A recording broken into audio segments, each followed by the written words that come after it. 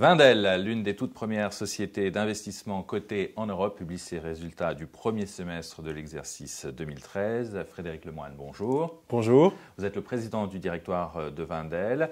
Vous avez défini la période 2013-2016 comme celle de l'internalisation et de la diversification pour Wendel. Alors les résultats du premier semestre sont les premiers résultats de cette période qui commence. Pouvez-vous nous rappeler les axes stratégiques de cette période ? Effectivement, ce premier semestre, c'est le premier semestre d'une nouvelle stratégie. Ça faisait 4 ans que nous avons beaucoup œuvré pour réduire l'endettement de Wendel, réaliser de très belles cessions d'entreprises, surmonter la crise avec nos sociétés et commencer un peu timidement à investir dans de nouvelles entreprises. Maintenant, vraiment, la priorité est à l'investissement dans de nouvelles sociétés non cotées et, comme vous l'avez dit, à l'internationalisation de cette stratégie d'investissement dans davantage de secteurs diversifiés pour équilibrer les risques et les opportunités du portefeuille. Alors, ça va nous prendre du temps, mais nous avons déjà commencé cette nouvelle période en investissant dans une société en Afrique, IHS, dans les tours de télécommunications, et nous y sommes même revenus à plusieurs reprises, puisque nous avons, en juillet, investi une 3e tranche de 100 millions de dollars, portant notre investissement à 276 millions de dollars. Plus généralement, cet investissement, il est relativement massif, puisque nous prévoyons d'investir 2 milliards d'euros dans les 4 années 2013, 14, 15 et 16, et ceci à peu près pour un tiers en Europe, dans notre marché, je dirais, domestique, un tiers en Afrique précisément, et dans d'autres pays émergents si l'opportunité s'en présente, mais principalement en Afrique, et un tiers en Amérique du Nord. Alors on voit que l'ANR, bien sûr, l'actif net réévalué, est un indicateur clé de la création de valeur pour les sociétés d'investissement et vous annoncez un actif net réévalué à un niveau historique de 136,4 €. Comment expliquez-vous cette performance ? Écoutez, nous sommes assez satisfaits de cette performance. C'est vrai que nous avons restauré, et même au-delà, la valeur que Wendel avait pu atteindre en 2007, avant la crise financière, la valeur intrinsèque, l'actif net, c'est-à-dire nos actifs diminués de nos passifs, de nos dettes. C'est pas tout à fait le cas. Loin s'en faut pour le cours de bourse qui est encore loin de ses plus hauts, mais qui a beaucoup progressé. Et on a, je pense, ce travail de fond sur des sociétés qui se sont valorisées. Alors, la manière dont nous calculons notre actif net réévalué, c'est par rapport aux valeurs comparables cotées.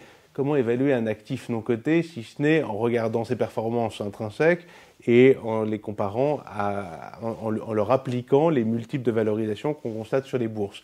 Il est vrai que les bourses se sont bien comportées pendant l'été, ça a poussé la valorisation de nos comparables, comme celle, bien sûr, de Bureau Veritas et surtout de Saint-Gobain pendant l'été. Bureau Veritas est monté même plus haut pendant l'été, il y a quelques mois. Donc c'est cet effort de fond qui se traduit progressivement par une amélioration des performances, et puis il y a un peu d'effet conjoncturel lié à une amélioration de la bourse, mais dont rien ne dit qu'elle serait transitoire, puisque les bourses européennes en particulier ont beaucoup pris de retard sur leurs homologues du monde entier.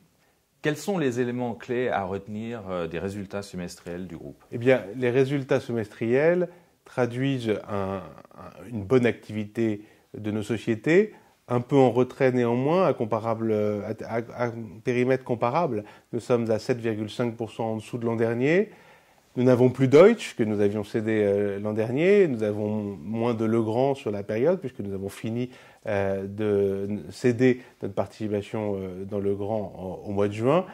Donc il faut comparer des choses comparables. 7,5% de baisse des résultats, ça traduit une moindre profitabilité dans certains marchés européens, notamment de Saint-Gobain, qui a été dans une situation dont on ne peut pas se satisfaire. Moins 15% de résultats d'exploitation. Le management de Saint-Gobain fait tout ce qu'il faut pour soutenir les prix, pour réduire les coûts, pour être prudent sur les investissements. Mais nous attendons, comme Pierre-André de Chalandard l'a annoncé, une reprise au second semestre, le point bas étant vraisemblablement passé. Maintenant, nous avons également des éléments exceptionnels, des éléments non récurrents, des plus-values. On a une grosse plus-value sur la cession de Legrand. Au total, on aura quand même réalisé près de 4 fois notre investissement initial dans Legrand, 19% de taux de rendement par an sur 11 années et un très beau développement industriel de la société, ça c'est très bien. L'an dernier, nous avions eu des résultats exceptionnels encore plus importants avec la cession de Deutsche. Donc il est difficile de comparer les choses. Moi j'estime qu'avec un résultat net part du groupe de 323 millions d'euros, nous avons un bon premier semestre, même si l'an dernier, des éléments exceptionnels l'avaient poussé encore plus haut. Que faut-il retenir des performances opérationnelles des sociétés du groupe au premier semestre ? Écoutez, elles se sont bien battues dans des contextes très contrastés. L'Europe a été difficile, incontestablement, mais beaucoup de nos sociétés sont très exposées dans les pays émergents, où là, on a encore connu une forte croissance. Materis, par exemple, dans ces 4 divisions très différentes les unes des autres, a connu au total 12,8% de croissance dans les pays émergents, organiquement. C'est quand même tout à fait considérable. Bureau Veritas a été soutenu par son activité dans les pays émergents, Stahl également, alors que la partie européenne souffrait très souvent dans ces sociétés. Même quand les chiffres d'affaires étaient en baisse, nos managements, soutenus par nos équipes, ont pris les mesures qu'il fallait pour améliorer la profitabilité. On a chez Stahl, aux Pays-Bas, et dans les peintures décoratives de Materis Paints, 2 exemples où le chiffre d'affaires a décru de 4 à 5% et où le résultat d'exploitation a cru, lui, de 7 à 8%. Ça, c'est vraiment l'effet du management et aussi d'une politique assez sélective sur les clients qu'on continue de servir parce que ces contrats sont profitables et puis des clients pour lesquels la profitabilité de la relation n'est pas suffisante et que ces managements ont accepté de laisser de côté.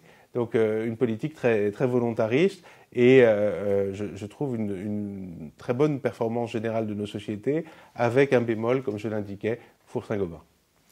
Alors, une question justement sur Materis. Où en êtes-vous de l'option de la cession d'une activité de Materis à court ou moyen terme ?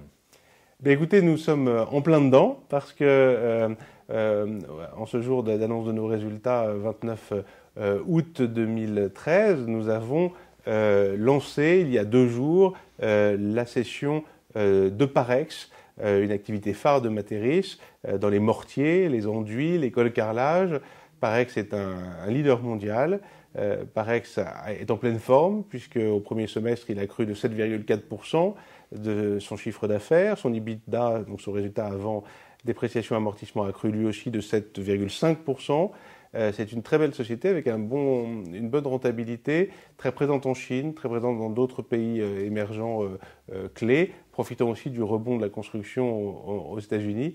Et nous avons constaté ces derniers mois que les marques d'intérêt pour Parex se multipliaient, à la fois venant d'acteurs financiers et d'acteurs industriels. Donc nous avons décidé d'organiser ces marques d'intérêt dans un processus qui permette de les comparer, de donner à chacun toutes ses chances de proposer les meilleures conditions de développement pour Parex et les meilleures conditions financières pour ses actionnaires actuels. Tout ça est bien évidemment piloté par Materis et par Olivier Legrain et nous espérons pouvoir tirer un très bon prix de cette société, probablement dans les premiers mois de 2014.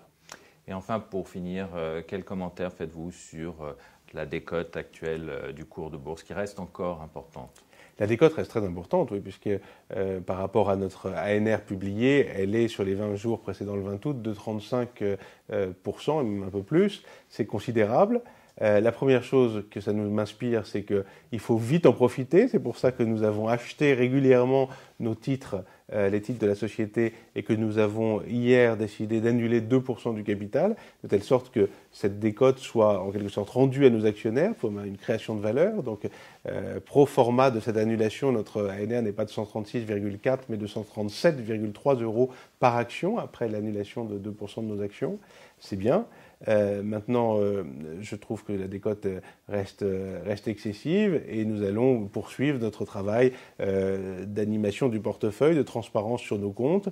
Le marché décidera de notre décote. Nous continuerons d'en profiter si elle reste élevée à ce point, mais je suis tout de même satisfait d'un cours de bourse qui aujourd'hui est à 92-93 €, et rappelons qu'il était à 15 € en mars 2009. Frédéric Lemoine, président du directoire de Wendel, je vous remercie. C'est moi qui vous remercie.